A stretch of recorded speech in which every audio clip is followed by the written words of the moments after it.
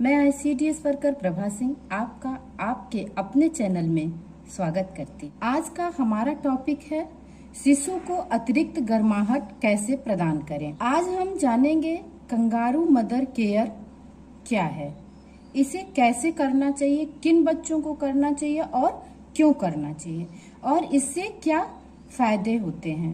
Kangaroo mother care से बच्चों को बहुत ही जल्दी गर्माहट प्राप्त होती है। शिशु बहुत जल्दी अपनी गर्माहट को खोता है। जिस प्रकार कंगारू मादा अपने बच्चे को अपने सीने से लगाकर रखती है, उसका ख्याल रखती है, उसे दूध पिलाती है, उसी प्रकार गर्भावस्था के बाद माताएं भी अपने बच्चे को अपने सीने से लगाकर अपना दूध पिलाती हैं और उनका ख्याल रखती हैं। माँ और शिशु के बीच स्किन टू स्किन कांटेक्ट ही कंगारू मदर केयर कहलाता है।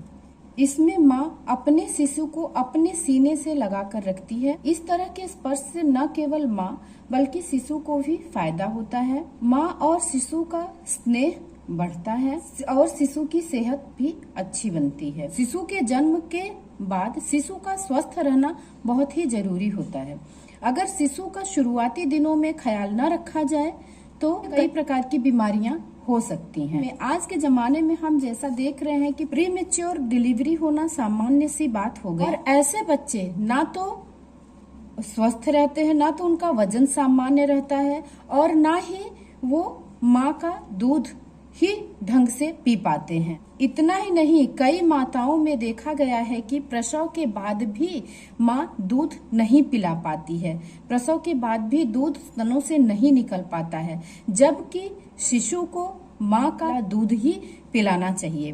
तभी पूर्वजों ने कहा है कि सारे बच्चे, सारे शिशु, सारे बच्चे, सारे लोग सभी लोग अपनी किस्मत और अपना भोजन अपने साथ लेकर आते हैं और माँ के स्तनों से दूध निकलना एक प्राकृतिक प्रक्रिया है। ऐसे ही प्रसव होता है, एक माँ के स्तनों से दूध निकलना आरंभ हो जाता है, जो कि बच्चे के लिए बहुत ही महत्वपूर्ण होता है। लेकिन कई महिलाओं को देखा गया है प्रसव के बाद भी उन्हें दूध नहीं बन पाता है कि बच्चे के लिए तो हानिकारक होता ही, उन्हें दूध नहीं मिलेगा तो उनका स्वास्थ्य खराब ही होगा और माँ का भी स्वास्थ्य ठीक नहीं हो पाता है।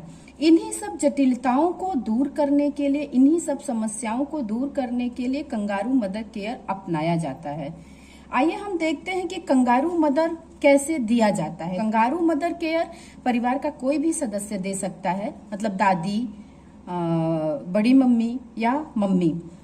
सबसे पहले तो माँ अपने छाती से कपड़े को हटाती है और बच्चे को बिस्तरों के बीच में सुलाती है, उन्हें कैप लगाकर और उन्हें डायपर पहनाकर, नैपकिन पहनाकर और कैप लगाकर उन्हें अपने सीने के बीच में रखती है। इस तरह से कवर करना होता है बच्चे को कि उनका मुंह खुला हो और वो अच्छी तरह से सांस ले पाए और सारा बदन उनका एक ही चादर से उनका ढक दिया जाता है। इस तरह से कंगारू मदर केयर दिया जाता है। और कंगारू मदर केयर क्यों दिया जाता है? पहला, स्किन टू स्किन कांटेक्ट, जिसमें माँ और बच्चे का गहरा जुड़ाव होता है।